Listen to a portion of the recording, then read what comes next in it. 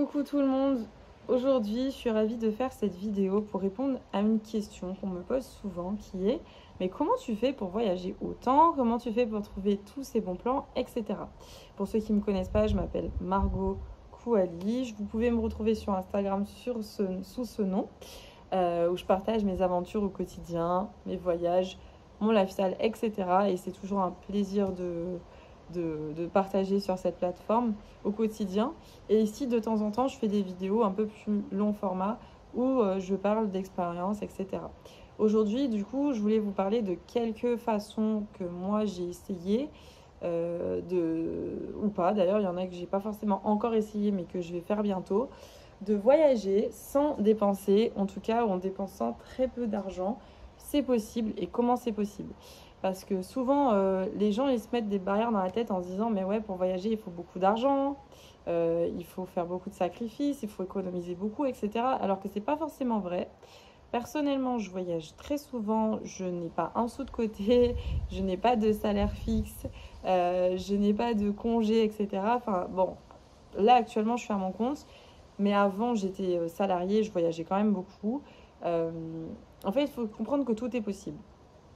Et ça, j'aime bien le dire aux gens aussi qui me demandent tout le temps pour quel budget je voyage, combien me coûte tel voyage. J'aime pas trop répondre à cette question parce qu'un budget de voyage, c'est vraiment personnel.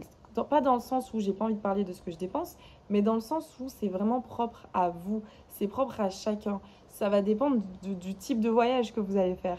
Ça va dépendre si vous partez en mode sac à dos, si vous partez en mode vous voulez du grand confort ou pas. Enfin, en fait, tout est possible. C'est une question de choix, c'est une question d'adaptation aussi. Et de la même façon que vous pouvez vivre dans votre pays avec 1000 euros, de la même façon que vous pouvez vivre dans votre pays avec 10 000 euros, bah, c'est pareil pour les voyages. Ceci étant dit, parenthèse faite, alors comment j'ai fait pour voyager récemment, presque gratuitement?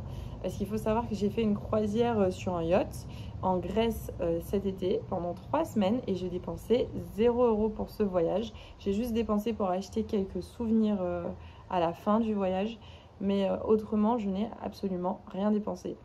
Et pas mal de personnes m'avaient demandé le plan, du coup, aujourd'hui je vous en parle. Et j'ai aussi d'autres plans, comme là ce que je suis en train de faire actuellement en Guadeloupe, que je pourrais, que je vous dirai juste après. Donc restez bien dans la vidéo parce que je vous donnerai plusieurs astuces. Donc la première, comme je vous disais, c'est les voyages en bateau. Donc là, évidemment, il faut aimer ça, hein. Tout ce que je dis, c'est si vous aimez, hein. Faut pas voir juste le voyage gratuit, hein. Faut vraiment aimer ça. Faut aimer la mer. Faut aimer le monde marin, le monde voilà, du bateau, du nautisme. Euh, j'ai trouvé en fait un site, en tout cas plusieurs sites, mais j'ai trouvé sur un site le contact de quelqu'un qui cherchait un membre d'équipage pour l'aider sur son yacht en échange de passer du coup les vacances avec eux, en tout frais payé, donc billets d'avion compris, rien à payer évidemment par la suite, nourri avec eux. En plus, manger la même chose qu'eux, au restaurant comme sur le bateau, avoir ma chambre avec ma salle de bain sur le bateau. Et donc voilà, c'était pas un boulot, c'était vraiment un échange en mode on a besoin d'un coup de main, tu nous files un coup de main sur le bateau et en échange, t'es avec nous, vacances tout frais payé. Moi, ça, j'ai adoré, c'est ce que j'ai fait pendant 3 semaines. Bon, c'était pas tout le temps facile parce que la vie sur un bateau, c'est stressant, on va pas se mentir, c'est beaucoup de fun, tu prends de la beauté plein les yeux, mais c'est aussi assez stressant, donc il faut avoir les épaules solides parce que sur un bateau, on a toutes les situations, on peut avoir plein de problèmes, on peut avoir plein de trucs non prévus qui arrivent, et on est sur l'eau, on n'est pas dans notre élément, donc voilà, faut prendre ça en compte. Mais si c'est quelque chose qui vous intéresse, sachez que ça se fait énormément. Moi, je sais que, par exemple, je voulais rentrer en Guadeloupe parce que je suis de Guadeloupe en partant de la France en bateau stop. Et bon, je ne l'ai pas fait parce qu'en fait, j'avais plus le temps. Il faut compter parfois jusqu'à 3 semaines. Ça dépend des conditions et du bateau. Mais ça peut être 10 jours, 2 semaines, voire 3 semaines de navigation pour rentrer dans les îles. Bah, j'avais pas le temps, mais du coup, je suis tombée sur cette annonce des 3 semaines en Grèce avant. Et du coup, j'ai fait, pourquoi pas. Mais ça se fait aussi. Donc, c'est un truc à envisager. Si vous aimez le monde de la mer, vous n'avez pas trop peur en bateau, vous n'avez pas peur de vous retrouver avec des inconnus sur un bateau. Parfois, vous pouvez même partir à deux.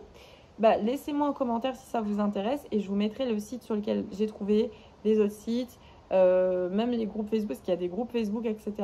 Donc laissez-moi un petit commentaire, venez sinon sur mon Instagram m'envoyer un petit message et je vous donnerai plus de détails, plus de conseils si ça vous intéresse. Ça, c'est la première chose dont je peux vous parler. La deuxième chose, c'est le pep sitting. C'est quelque chose que je fais depuis 10 ans.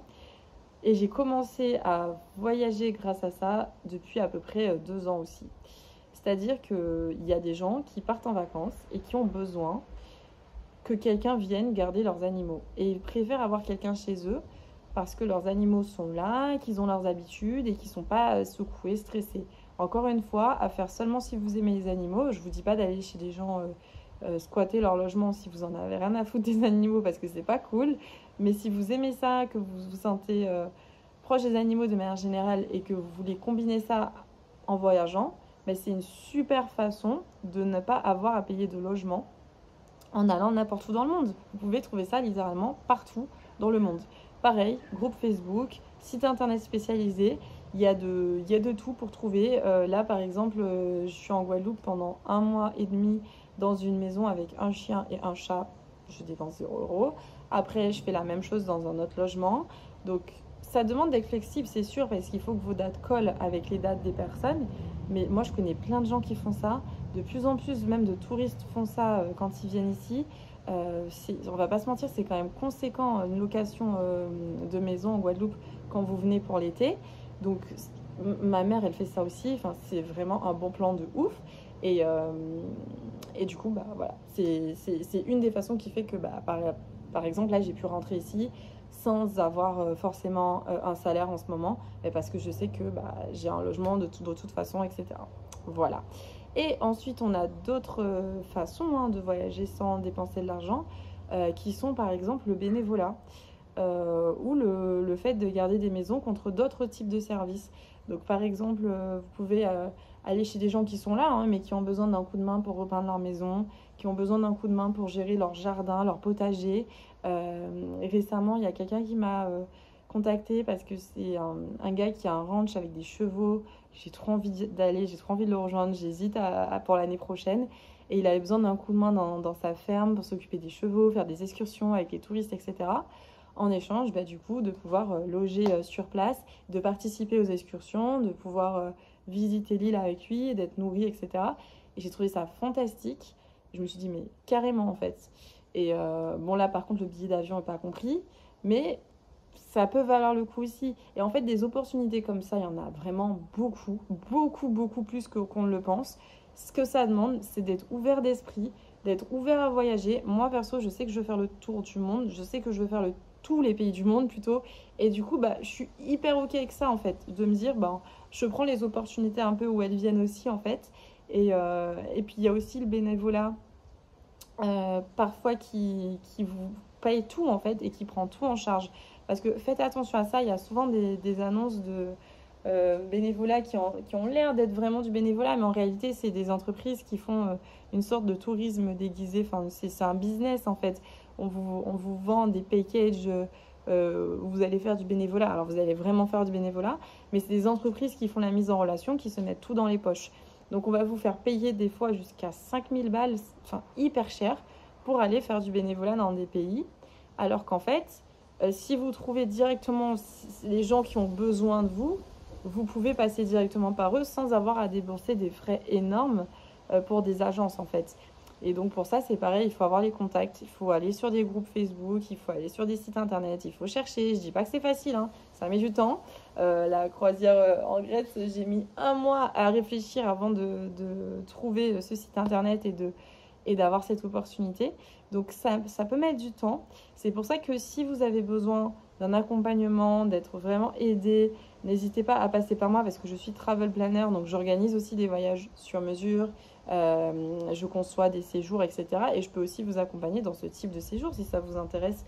Pourquoi pas, si vous me dites, bah, moi mon rêve c'est d'aller dans tel pays, j'aimerais faire tel type d'activité en échange pour voyager gratuitement, ou que vous n'avez pas forcément d'idées, mais vous êtes ouvert à plein de choses, mais en fait, contactez-moi et je vais vous aider à construire, enfin, je vais construire avec vous ce voyage qui sera top, en fait. Ça c'est clair. De toutes les façons, c'est toujours des bonnes expériences à prendre. Je vais pas vous mentir, des fois, on peut avoir des déceptions, ça c'est normal, c'est dans tout, c'est toujours comme ça. Mais on ressort toujours grandi et on ressort toujours avec des souvenirs plein la tête. C'est juste incroyable. Donc voilà, c'était une petite vidéo assez courte, mais juste pour vous dire que bah, en fait, des opportunités, il y en a plein. Et l'argent, c'est pas tant un frein qu'on peut le penser. Souvent, les gens disent oui, mais il faut de l'argent pour faire ci, il faut de l'argent pour faire ça, il faut de l'argent pour ci. Mais en fait, pas forcément. Moi, je connais des gens qui ont fait, je vois des gens passer qui font plusieurs pays, qui dépensent pas un centime parce qu'ils font du bateau stop. Récemment, j'ai même vu un gars oser demander à quelqu'un un avion stop et ça a fonctionné. Il y a un gars qui avait un petit yacht qu'il a rencontré sur une île, je crois que c'était Saint-Barth. Et à la base, il faisait du bateau stop. Et le gars lui a dit bah, j'ai pas de bateau, moi j'ai un avion si tu veux. Et il a dit bah, pourquoi pas. Et il a réussi à se faire prendre en stop dans un petit, j'ai dit yacht, n'importe quoi, dans un petit jet privé. Et en déboursant 0 €. Donc il ne faut pas vous matrixer à vous dire ouais, si j'ai pas d'argent, je pourrais pas. C'est pas vrai. Et évidemment, vous pouvez avec l'argent, mais n'oubliez pas que l'argent, c'est un moyen. Mais c'est pas le seul moyen. Donc il faut vraiment déconstruire cette idée que sans argent, on fait rien. C'est vraiment pas vrai.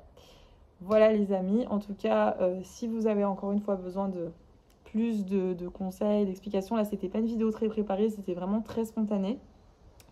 Mais si ça vous intéresse plus, vraiment laissez un petit commentaire, laissez un petit j'aime, un petit message sur Instagram si vous voulez, et ce sera avec plaisir d'échanger avec vous.